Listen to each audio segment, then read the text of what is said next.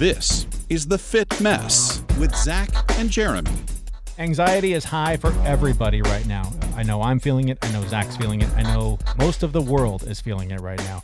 This is something that we touched on briefly in our last episode. We're going to dive a lot deeper this week with our guest. We're very lucky to be joined by Dr. Mark Brackett. He is the author of Permission to Feel. It is an absolute game changer of a book. If you have not read it, please go to our website and buy it right now. There is a link on our website, thefitmess.com. But thank you for being there. This is The Fit Mess. My name is Jeremy. His name is Zach. What's up, everyone? So I think our conversation with Dr. Brackett is going to dovetail nicely with the last episode where Zach, you and I just sort of talked about anxiety, primarily your struggles with it over the years. Mine is always, as we've talked about extensively on the show, I've been more on the depressed side. But anxiety is running rampant through the country, as you'll hear from Dr. Brackett in just a few minutes. He's been doing research on this for the last few months. And I know it's been tough for you guys too, especially when it comes to this homeschooling stuff. And you've had a pretty exciting week with your kid among this COVID nonsense. Yeah, it's been great. So my wife works from home, and typically I go into the office and my daughter goes to school. So back when COVID hit, you know, my daughter and I showed up at the house. I'm like, hey, we're here. We go to school and we work from here now with you, and you're our office mate. And every hour I was, going downstairs trying to talk to my wife, like, how's it going? What are you doing? Just like, I just needed somebody to interact with. But so Natalie, my daughter, went back to school this week, and she physically went back. She went back to school last week. It's all a blur anymore. Yeah, all the days are just one day. They're all the same. So Natalie went back to school, and I've been going into the office because it's an office for 300 people and 4 people show up. Nice. So it's super, super nice. Like, it's probably safer there than it is here, because every time I leave my office, there's a gentleman who comes through and cleans after me. Nice. So I gotta get one of those for my house. I know, that's why I keep going to work. Anyway, so Natalie's been in school. I've been going to the office. My wife has been having her days to herself. On Monday, though, Natalie, she got into the habit last summer of going to the nurse's office during summer camp if she had like a headache or something like that, because she'd get a popsicle. And on Monday, she was like, I'm just not feeling class right now. So I've got a headache. I'm going to go to the nurse's office.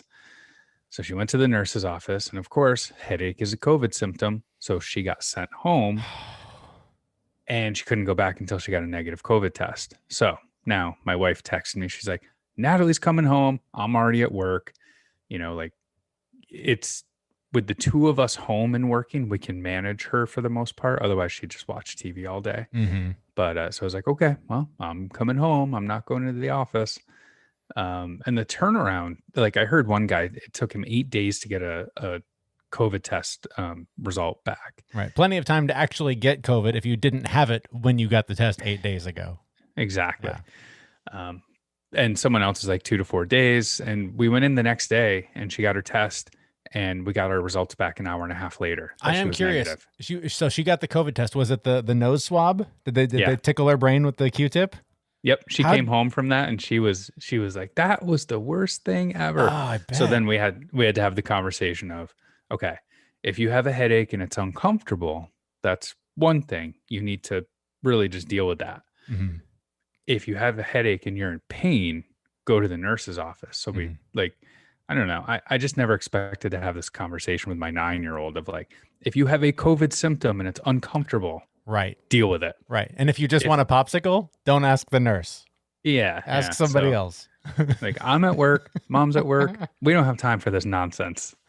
Oh my gosh. But so the test came back within a couple of hours negative. Yep. And negative, so and she went back to school, and everything's fine. So man, but you're homeschooled. I'm homeschooled. Yeah. We're all online with a kindergartner. So her only experience with actual school is on her iPad, her district issued iPad, which is remarkable. Like I'm in the same room as my kids. Like they're set up at their side-by-side desks. They're on their computers. They're in their Teams meetings. And it's crazy to me to watch and hear a 5-year-old interacting with her teacher in her classroom on a Teams meeting as though it's some like corporate, remote meeting. And she's like, yeah, I went into that app, and when I opened it, I didn't find the document that you were referring. I'm just like, you're 5. How do you can't read. How do you know what app to open and where to go and what to click? So that's been stunning just to watch them. And, I keep telling people that one of the benefits that's going to come of this is our kids are going to be so much more technologically advanced than we would have ever been, because they'll have to learn how to use computers when they're 5 years old. It's amazing. Well, technologically advanced or fully addicted to whatever it is out there at an early age. That is the other thing I keep seeing my kids, because their desks are sort of in the main walkway of our house. They drift a lot to their desk. Oh, I'm just checking. I'm like, oh, I know that story. I'm constantly just checking real quick. It's I'm checking work email. Yeah, and I'm just 9 o'clock at night. My oldest daughter today, I was working on something else, and she came up and asked me, like, can we get Margot's email set up on her computer, like her Gmail? I'm like, why? Why do we need to set up Gmail? Like, she has an account that, like, we've been sending emails to just forever, because one day she'll open them and she'll see emails from mom and dad from 10 years ago. Yeah. But my 5-year-old who can't read doesn't need to be able to open her Gmail and check her email real quick while she's this was just another dopamine hit for my older daughter to get on a computer and do something. So it's in full effect. The online addiction stuff is setting in quickly. Yeah, no, the electronics were a lifesaver from March to June. With working from home and taking care of the kids. Mm-hmm. I am getting fearful that this is setting us up for some bigger problems later on in social development, addiction to phones. It's going to be interesting. And just another quick side story, and then we're going to get right to the interview. But my daughter had softball practice today, and it was funny because in the morning, my kids, they weren't really at each other, but there was just sort of this general anxiety. And I've been feeling it all weekend too. But I could just tell that, like, there was something in them that needed to move, that needed to get out. And I was so thankful that the softball practice got moved up like 4 hours. So it was like in the morning. Mm-hmm. And it was sort of a softball practice for one kid and play date with the younger sibling for the other one. And I was like, these kids need to interact with other kids in a somewhat normal environment so badly. And I was right. We got there, they played, they ran around in the sun for a couple hours. Afterward, we went and talked to some other friends of ours, and just that social interaction, you can tell, like, the anxiety dial just turned way down. So the impact that this is going to have long-term, like you said, aside from the technology, but just that isolation, all of this just upheaval that we've all had to deal with for the last, 7 months is going to be felt for generations. I think this is going to have a long-lasting impact on the way we function as people. I noticed, so my daughter's going back to school, and the difference in her just general happiness and her anxiety, and she's a different person. Like, it's amazing how much, like, going to school every day, and even though they're socially distanced, even though they're wearing masks, even though they're eating lunch at their desk, right? It's a very different school, mm-hmm. but she's there with other kids, and she's made friends, and she's happier, right? It's so nice to see. And, I just see it that schools are going to close down again. Yep. Right. We're already seeing cases creep up a little bit here. By Halloween, like, it's probably going to be all shut down. Yeah. Yeah, absolutely. Well, how do we manage this? How do we deal with these kids who are missing school, missing their friends, missing what used to be and likely will never be again? For a lot of those answers, we turn to one of the smartest guys in the field. His name is Dr. Mark Brackett. He wrote the book Permission to Feel. He's been all over the place in the last year since we last spoke to him. And it's so interesting to look back on the last year for society and how everything has changed. And for him to look back on the last year since he became a superstar in this field. We talked to him about that and got all kinds of tips on how we can help our kids socially, emotionally, to navigate however long this is going to last. We did all that with Dr. Mark Brackett, and we talked to him about all that just a couple of weeks ago.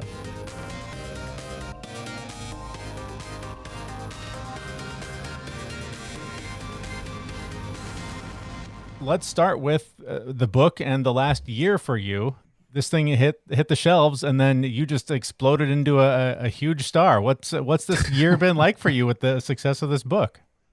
Well, I appreciate that. I would say that, I certainly didn't write a book that was intended to be useful during a pandemic, but I am grateful, that during these difficult times, I'm helping people recognize that they have permission to feel anxious, overwhelmed, scared, stressed, optimistic, hopeful, despair, frustrated, the list goes on. Mm-hmm. And so I think that to me has been a very rewarding, outcome of writing the book, that people see their emotions differently, and that I think the first step in healthy regulation is this permission to feel. Mm-hmm. Mm-hmm. And from then on, you can do your breathing exercises, you can try to do your reframing or get the social support you need. But if you don't give yourself that permission to experience whatever emotion you're having and treat it like a compassionate emotion scientist as opposed to a critical judge, I think it's downhill. You mentioned obviously the pandemic. This has got to be, I would imagine, pretty fertile ground for studying how we manage our emotions in a crisis. Can you talk about what you're seeing? I imagine you're sort of using this as an educational opportunity. What are you seeing as you look into this? So we've done a lot of studies over the last 6 months. We've studied probably over 15,000 people across the United States. A lot of educators, because that's where my real work, most of my work lies. Mm-hmm. But people in the workplace, every kind of person, to be honest. And what we found, of course, is that everybody's anxious. Anxiety, if we ask people, tell me how you're feeling, anxious. If I say to teachers, how do you anticipate feeling when you go back to school? Anxious. If I ask parents about their kids, they're frustrated, they're bored, they're overwhelmed, they're anxious. I think what's interesting about our research is that we don't just ask people how they feel. We ask them, well, how do you want to feel? Mm-hmm. And what we find is that nobody wants to feel anxious all the time. I can tell them what that's like. So you don't want that. Why not? And so essentially they say things like, for teachers, we want to feel excited. We want to feel safe. We want to feel supported. We want to feel valued. And so a lot of my work over the last few months has been trying to get people to think about, how do you close the gap, bridge the gap between anxious, overwhelmed, and scared, over to not just forgetting about those feelings, but we can feel multiple emotions at once, Mm-hmm. right? It's not like you're only anxious. That's not really the truth. I'm anxious right now about a lot of things, but I'm also optimistic and hopeful and excited about things that I'm doing. So I think for us, it's about helping people hold multiple emotions as opposed to allowing one of the feelings, mostly the unpleasant ones, Mm-hmm. to have power over everything. Right. So you mentioned, teachers in your last comment, and, today is my daughter's first day of school, remote learning. Yeah. And there's a whole lot of feelings around that we've been processing for weeks now. And I've heard you talk in the past about integrating emotional intelligence into the classroom. Mm-hmm. And that's difficult to do in traditional settings. And now we are where we are, where everyone's remote learning. And a lot of that integration of emotional intelligence is falling on the parents, because it's really difficult to do over remote learning. Obviously, I'm asking really for myself here. What I charge for the therapy piece, just so you know. But anyway. But what can we do as parents to help integrate the emotional intelligence in this scenario where all the kids are learning remotely? Well, a few things. I think, one of my friends who's a principal of a school in Harlem, New York, she always says it's the people who make the school, not the building. Mm-hmm. And I really appreciate that mindset, because, I have a team of 60 and we've been able to interact, on Zoom. I mean, we don't love it. It's not my ideal. Although I really like doing these podcasts and presentations from my home instead of traveling out to the East Coast or West Coast or wherever it is It's a lot of wear and tear on your body. So there are benefits to online, interactions. And tools, like the mood meter, which is you've seen because it's at the heart of my book. It's the opening 2 pages with the colors and the words. There's no reason why you can't do a mood meter check-in with your class, through, remote learning. And people are doing it all the time. And, in many ways, it allows you to chat individually with students, depending on their age, to help them, with their feelings. So it can be advantageous because in a traditional class, it's harder to do that. I think for parents, using tools like the mood meter are just really helpful. Periodically, with rituals. So like in the morning, we're getting ready for school. So let's just check in. I think the harder part for that is that the adults, right, meaning the parents, have to be willing to be open and authentic with their kids. I think a lot of parents right now are hiding their true feelings because they're afraid that they're going to scare their kids by their own, overwhelming anxiety. And what I'd love to see happen is parents say, Daddy's a bit anxious today. I'm a little worried about this and I'm a little worried with that, but here's how I'm going to help myself manage my feelings. I'm saying to myself, we've got an amazing family. We have a healthy breakfast, X, Y, Z. And so you're modeling that the sharing of unpleasant emotions is not a bad thing or a scary thing. And you're modeling that you have helpful strategies to support you in managing those feelings. That's the ultimate goal.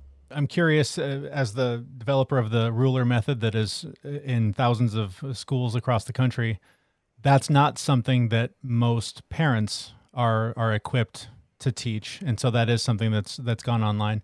So if you don't mind, just kind of briefly revisit what ruler is. But then also, sure.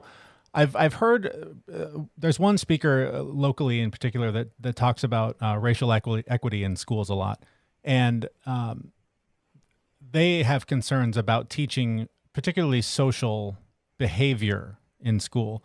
Can you talk a little bit about how ruler is implemented and how, I guess, fair or equitably it is applied, or where sort of that research lands?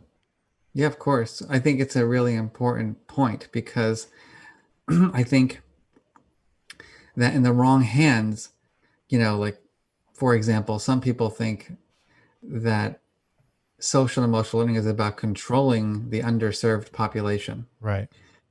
Like none of us have ever written that in any of our, papers, and nor do we think it.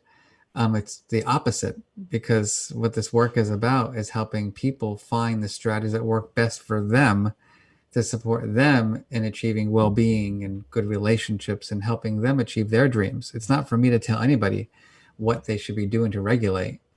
My job is to help the child explore what works best for them based on their religion, based on their context, based on all kinds of things that are, about that child, not about me. Mm-hmm. So I think that's the hard part for this work, in that, we're used to teaching math and it's very kind of straightforward, and science is pretty straightforward, but social emotional learning is more complex because we have biases. Like, for example, I think everybody should do, hot power yoga because I like it.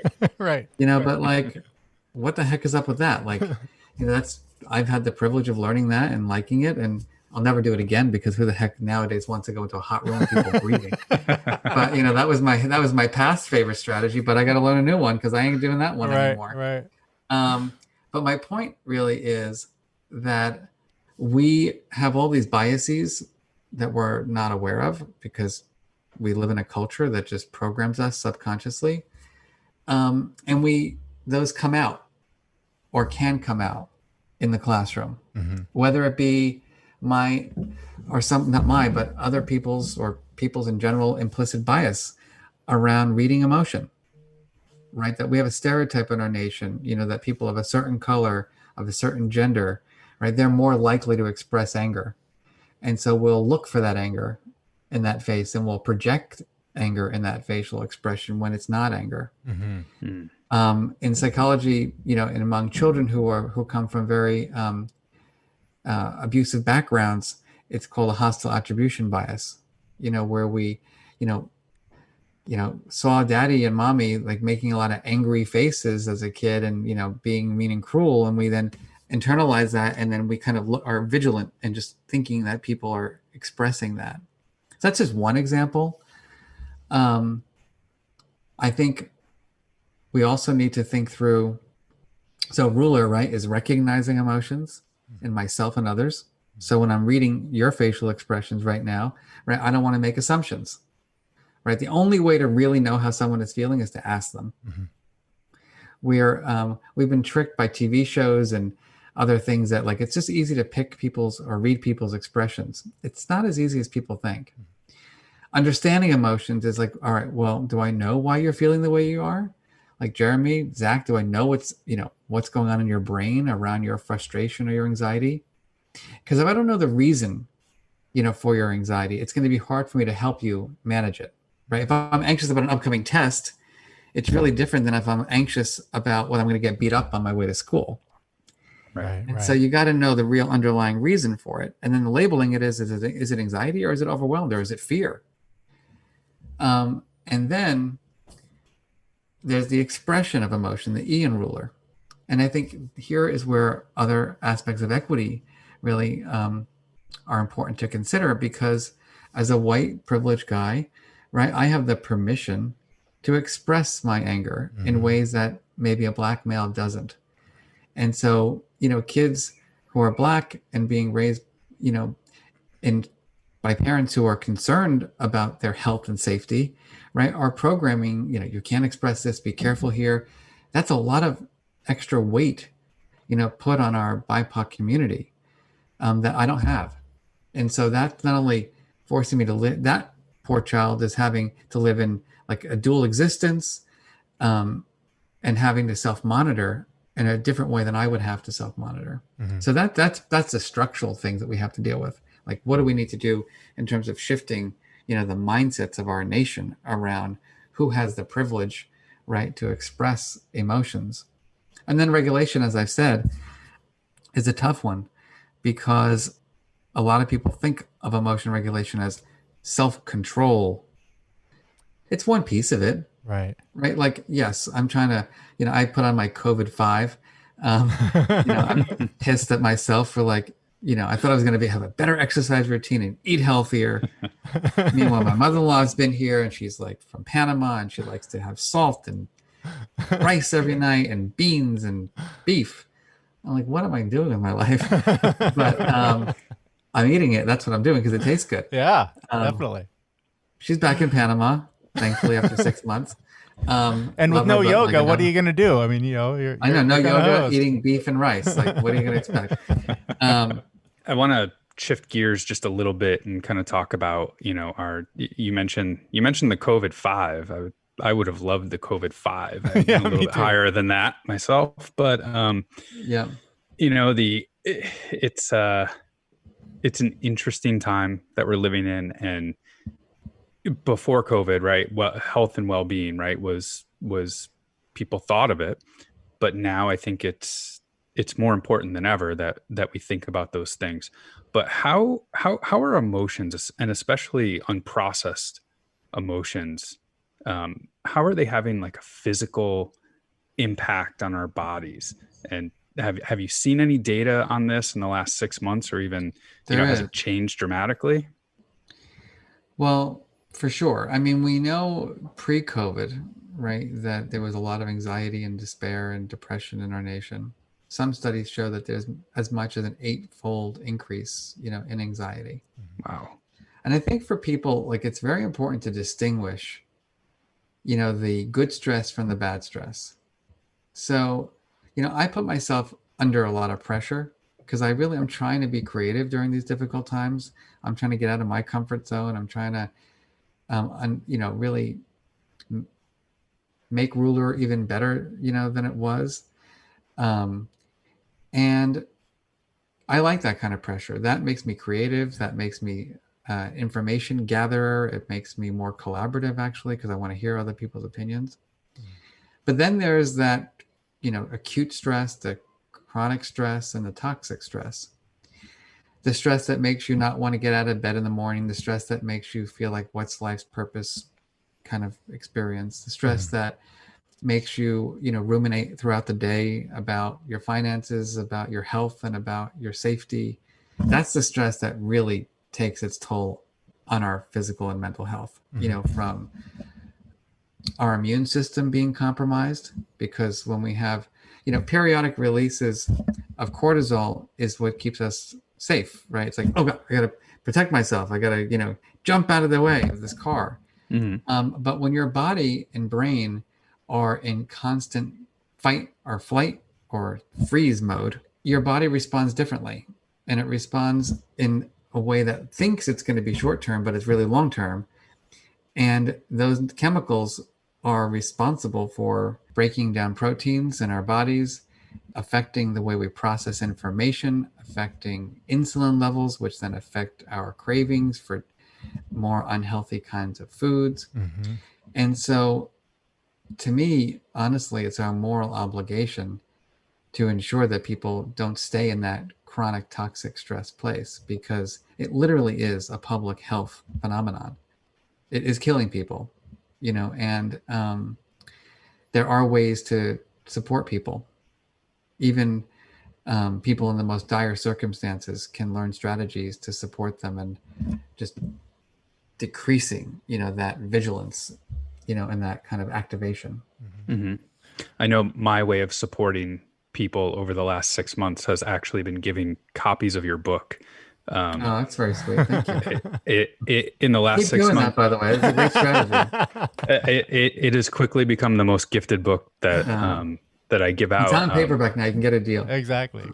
Yeah. People have been asking me left and right, because I had mentioned that we talked to you last year, and a lot of people at work, a lot of friends have come up to me, and I don't really have a question as part of this, but I just wanted to let you know that people have been asking me.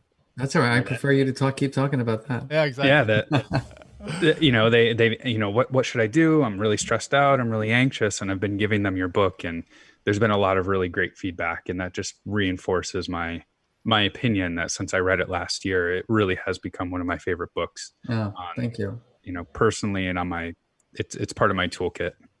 I really appreciate that. And even for me, I wrote the book, but our brains are weird. We forget things that we write, because it's like you're under so much pressure to putting everything in in one book. And whenever people ask me a question, I'm like, it's better to read the book because I can't remember. That's funny. It's just like, ugh. And I always say, actually, you don't really know what you know until you can get it all out in writing. Because even when people ask questions about stress and the cortisol levels and the HPA axis, it's complicated. And it's hard to remember all the details of the hypothalamus and etc. Sure. And in the end, I don't really think that that's that important to understand what area of your brain. I think people are overly impressed by this area of the brain lights up. I think it's more about how does my everyday life, and how I feel, and how I manage my feelings, affect my life. Yeah, that's definitely the more important thing. Definitely. Talking about the physical manifestation of unprocessed emotions on our bodies, there's sort of two-pronged here. One is, I've noticed that when Zach and I started the show, not long before that, I was a much heavier fella than I am now. And the more sort of inner work I did, the more weight I lost and the healthier I got. I still feel like there's work to do on the inside, and it's interesting because there's still some work to do on the outside. So there's always going to be work to do, so just get over it. Right, but I guess I'm curious how our body can tell us how we're doing with managing our emotions and our feelings. Can we get on the scale and go, okay, I've got 20 pounds to lose. That's a symbol that there's something inside that needs work. Is that too far? I think it starts with early habits. Okay. I feel very blessed. I was a very traumatized kid, as you know, from reading my book. I had, abuse. I had terrible bullying. I had familial challenges. But the one thing that my father did right was he dropped me off at the karate studio. Right. And I was blessed that this teacher was actually a pretty good guy. And ended up being actually a wacko, but that's a whole other story. Because I got very good at the martial art, and then it became threatened by me. Wow. Because I wanted to move on to like go to study with someone else. So I was like, you don't know what you don't know. Right. And then you're like, I got my black belt, and then I'm like, I went to a tournament. I'm like, oh my goodness, like that teacher's amazing. I want to learn from him. And that's when, really, it was a very interesting exercise in loyalty and emotional intelligence for me as I reflect on that. Because anyway, and my point about that divergent story is that although my automatic tendency in the morning is be like, Mark, you need more rest, stay in bed and just do nothing. Right. I have this urge to move and exercise. And I think we have to learn how to build those habits as early as possible in our life, because emotion management and health management is a life's journey. And it's easier when you start these habits early on. Right. So yes, and also, by the way, related to the inner work, I feel like, I've had so many years of therapy. I spent 25 years of my life now as an emotion scientist and writing things and researching things and curriculum development. I must have done at least 10,000 presentations. And then I'm like, nasty to my mother-in-law. And I'm like, like my partner, like we're like, all right, when are you leaving? Because like I can't deal with this. I need some space. Now I'm like alone for the last 3 days. I'm like, oh my God, I'm so depressed. I'm lonely. Right. And so like my point really is that it's like this is life's work. Unlike math, I've learned enough math to get through my life. I can count my change. I can balance my checkbook. Right. I'm okay there. I think I failed calculus in high school, but like I haven't had any need for it, so I'm all right with it. Right. But if you want to have kids, if you want to be in a relationship, if you want to work in the world, you need these skills, and you can't really get away anymore without having them. And a pandemic can make you, can just turn you upside down because, I never worked from home in my life. And I used to work in coffee shops and run around, and now I'm like in my house all the time. And it was hard for a couple months, like being sedentary, not being with my team, being with my family all day. It made me crazy. And so that was a whole new era of learning. Yeah. And trying to apply everything that I've learned about healthy emotion regulation to like now. Sure. And it's taken a while to get it right. And in 5 years, it'll be something else. It'll be the loss of someone I care for, or it will be a new position or whatever it might be.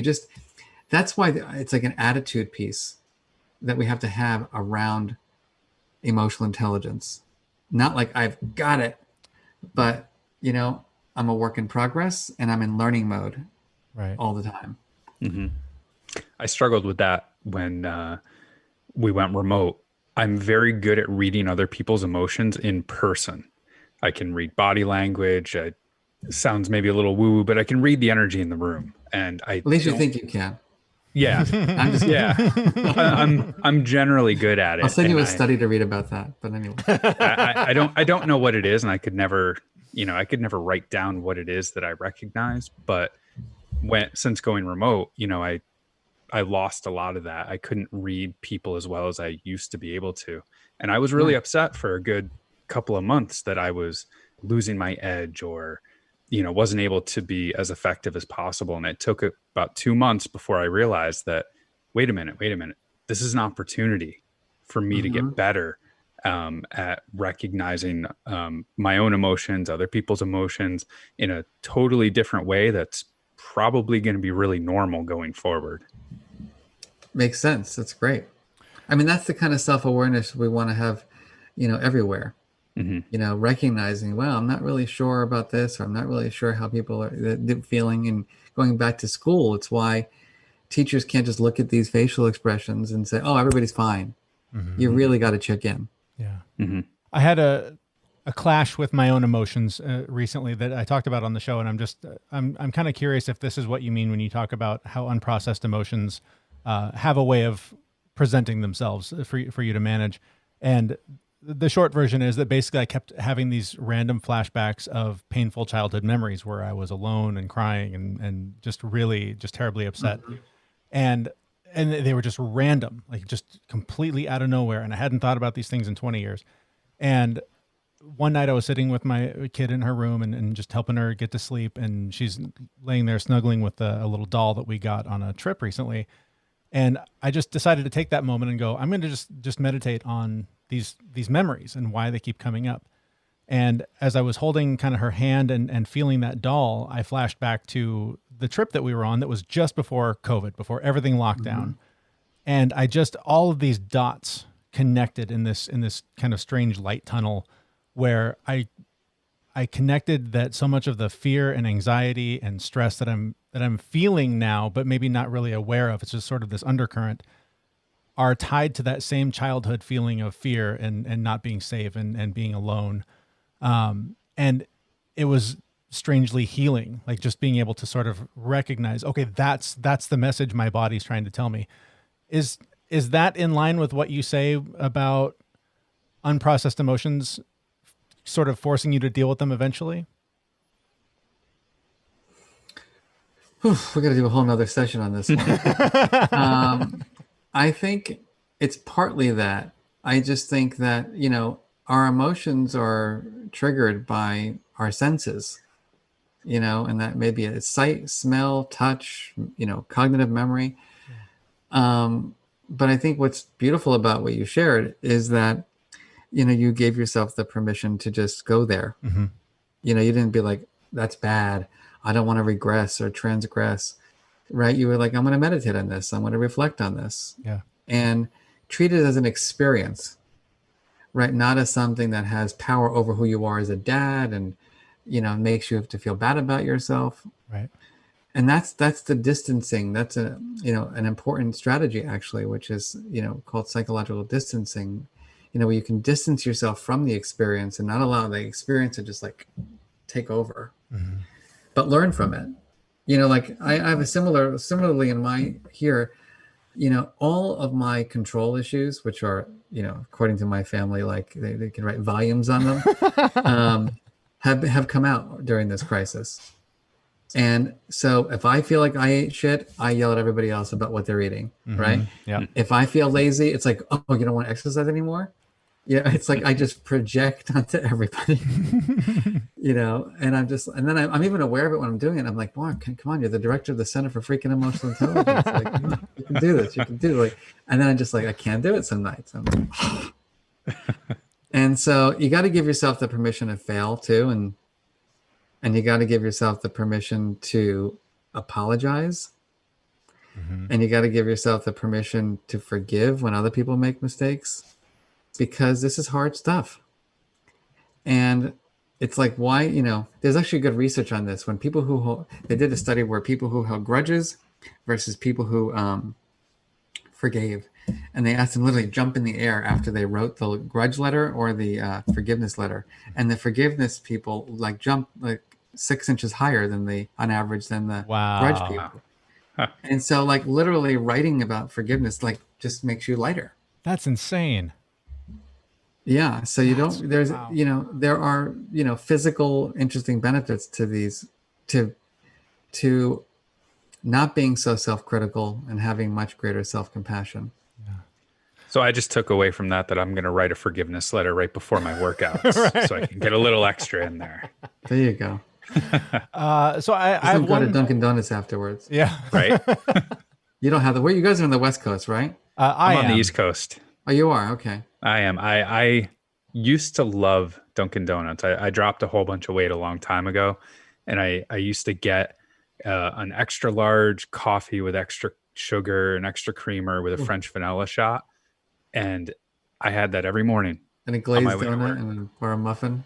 Yeah, and I experimented when we moved back to the East Coast. I went and ordered one and took one sip, and I almost threw up. It was I can't even imagine. Sugary. I couldn't stand it. But I don't go to Dunkin' anymore except for just coffee with cream. That's There it. you go. There you go. You've elevated your coffee experience. Yes. I have too, by the way. I'm a Seattle coffee person. Oh, there you go. Yeah. So that's where I am. I'm in Seattle. I know. Well, Victrola is where I order my coffee Oh, from. yes, very nice. That's the stuff right I there. don't mess around. Nice. Before we let you go, there's one question that I neglected to ask you when we talked to you a year ago, and wanted to run it by you, and just sort of helping us differentiate between thoughts and feelings, because I think that it's easy to confuse them when it's all flying through your body at the same time. Mm-hmm. Probably the easiest way to think about it is like hot versus cold information, right? An emotion happens when there's a shift in your environment. You know, a car comes at you rapidly, someone says something mean or cruel to you, and your body goes into a response to that shift. And it has some kind of personal significance, and it may relate to your survival, to approach or avoid kind of a situation. Whereas thoughts just don't have that phenomenon associated with it. You know, it's a memory, and it's a different area of your brain in many ways that's operating. Yeah, so thoughts are cold cognitive things around just general information. The way I like to think about it is that people sometimes say, well, do you need emotional intelligence everywhere you go? I'm like, well, sort of. But the way I like to think about it is you're on the beach, you're sitting around having your pina colada. You know, if you like those, they have a lot of calories, by the way. They do. Having your Diet Coke and rum, which sounds disgusting, but anyway. You're just, chilling out. You're reflecting on life. You're reading a book, right? You're in this kind of like simple, generative, cognitive place. And then somebody kicks the sand in your face. And it's like, boom. That's the emotion, right? The emotion is that shift because of a stimulus, right, that produces neurochemicals, and it's associated with your thinking because emotions drive where we spend our attention, right? So we start being vigilant about all right, what's my safety route? They motivate behavior. They say, I got to fight, I got to flight. So I hope that's helpful. Yeah, definitely. Well, it's fascinating stuff. I mean, you don't need us to tell you. You're a brilliant guy, and I know you've heard that a lot, and particularly the last year. What would you say to someone who's sort of just being exposed to this kind of thinking, this way of approaching our feelings? What's sort of the takeaway that people should keep in mind? Great question, Jeremy. I think step one is you got to give yourself the permission to feel. Step two is see emotions as information, like they're data. It's telling me something that I need to learn from and listen to. The third is, be that scientist about emotions, not the judge, right? Be in learner mode, not knower mode. Be curious, not critical. The fourth is that there are skills, RULER. You got to learn them. You got to relearn them. You got to keep learning them. You got to practice them. You got to refine them. You're going to make mistakes. And that's all okay. And then I would say that we don't live in a vacuum. We live in the world around us, and, spread that information to everybody you know. Your kids, your colleagues, your parents, your dogs, whoever. Because I don't think this is not a set of skills that is about an individual. They're not about an individual. They're about communities. Just lastly, what I'll say, as a kid, when I was suffering so much, my parents did do something right, which was they put me in therapy. But then I saw this therapist once a week, and we played ping pong and we chatted. And then I went back to a home that was, with an angry father and an anxious mother. And I went back to school where teachers weren't reading my facial expressions or body language. And, I was failing as a student. I was bullied horrifically. So, giving me the one little kid this little treatment, but not, and everybody else not learning the skills and practicing the skills is not as helpful. So that's why I'm on a mission, right, to create an emotion revolution. And I'm honored and delighted that you guys I think you actually have gone from being on the bus to maybe you're going to be part-time bus drivers of my bus. Oh, we're trying. We're definitely trying. There's so many valuable lessons in your book. It's powerful work and stuff that I wish my parents had read. They can change too, by the way. As you saw in my book, my father at 78 had a major wake-up call about his feelings, and it changed his relationship with his wife forever. Yeah. So don't give up.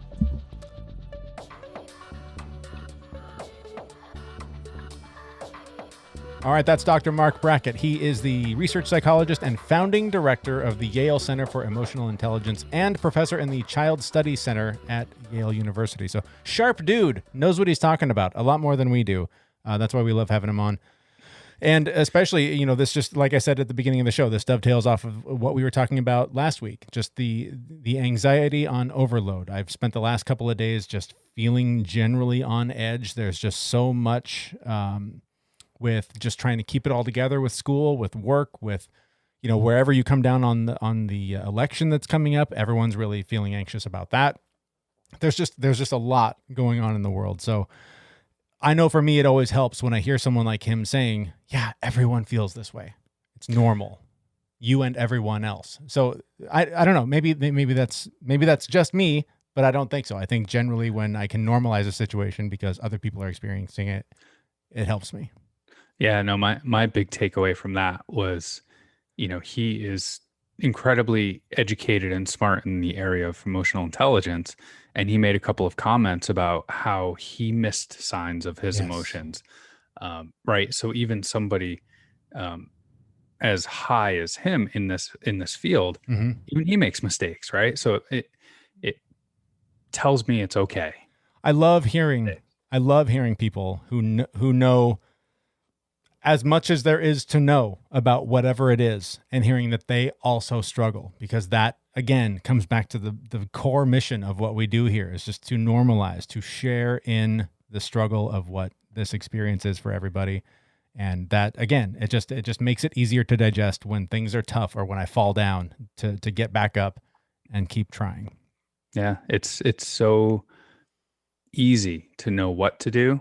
It's so hard to actually do it. And it's great having had this conversation, us talking more about this on the show, as we've now switched to a weekly format. The last couple of days, like I said, this anxiety I've been carrying around, it's been more top of mind to take a minute, take a beat, and just go, what is that? Where is that coming from? And even just going, okay, you're just generally anxious. Even if I don't have time to dig and go, why? Where is it coming from? Just seeing it. And like he says, naming it to tame it totally works, because I saw it and I went, okay, you're anxious. You're allowed to feel that way. The world's in chaos right now. It's okay. And then it just lifts, and you can get through the next minute, hour, day, whatever it is. But that one moment of just taking a breath and going, what am I feeling? Again, just opens up the door to healing it and moving forward. Yep. Well, we're going to start wrapping things up here. Before we get out of here, we want to mention a couple things. One, we want to thank our sponsor, the Athletic Brewing Company. Throughout the recording of this episode, I've been enjoying the Run Wild non-alcoholic IPA. I think of what I've sampled, I think this is my favorite. This has become my go-to, the Run Wild. Again, non-alcoholic, tastes like an IPA. I don't miss the alcohol. I don't miss the hangover. I can drink a beer with no regrets. I can drink a beer while I'm working from home. It's the perfect work from home beer. It's been really nice to have these in the fridge. So thank you to Athletic Brewing Company for sponsoring us. Yes. And yes, it's almost October, and they have an Oktoberfest as well. You've sampled this. I have not. Tell me more about this Oktoberfest, because this is I believe 3 years sober for me. So it's been a long time since an Oktoberfest has crossed my lips. It took me by surprise, because I was getting so used to the IPA, which I really enjoy as well. Mm-hmm. But it was so delicious. It just reminded me of, all the times that we went up to a cabin during Oktoberfest and actually had Oktoberfest type beers. Yep. It brought back all of those memories. So Love it was absolutely delicious. And I'm sad right now because I drank the last cold one a few hours ago. And I was hoping to have one while we recorded, but I forgot to put one in the fridge. You ruined it. I did. You ruined it. As long as we're talking about making money and supporting the show, you can help support the show by visiting our brand new merchandise store. We just set it up a couple of days ago, and The shirts and the mugs and the hats and the whatnot are flying off the shelves. So get them while they're hot. There's a link on our website. Look for the little coffee mug. Click there. Buy till your heart's content. And that's a great way to support the show and to help spread the word, because people will see you walking around with our logo on it, and they'll say, hey, what's that all about? And you'll tell them all about us. And it's a great way to help spread the word and grow our little show. So we really appreciate your support there. And speaking of supporting the show, look for a brand new episode next week. Again, we've switched to a weekly format. And next week, I think we touched on this on a show that actually got posted several weeks ago. But Zach, you've been experimenting with the NAD treatments. Yeah. On our next episode, we're going to be interviewing Dr. Polonese, who was kind enough to inject me full of NAD a few times. And we also have a second guest who's going to be coming on, a gentleman named John Tubbs, who got NAD as well, but he has had a multitude of health issues, and he's talking about his experience and how much NAD helped him. So we actually have two guests on our next show. And I think it's going to be really interesting to hear sort of the comparison between your experience as a perfectly healthy person undergoing this treatment and somebody who has been on death's door and been offered this, and to see sort of the impact it's had on both of your lives. And like you said, we'll talk to Dr. Polonese, who initiated the treatment for both of you, about what NAD is, how it's beneficial, and how it could help you. We'll get into all of that on the next episode. It will be available on Wednesday. Until then, thanks so much for listening, and make sure you subscribe on whatever podcast player you use. We look forward to speaking with you again next week at thefitmess.com. See you, everyone. We know this podcast is amazing and does not seem to lack anything, but we do need a legal disclaimer. Jeremy and Zach are not doctors. They do not play them on the internet, and even if they did play them on the internet, they would be really bad at it. Please consult your physician prior to implementing any changes that you heard on this podcast. The listener assumes that Jeremy and Zach do not know what they are talking about, and that you will do your own research on the topics talked about on this podcast.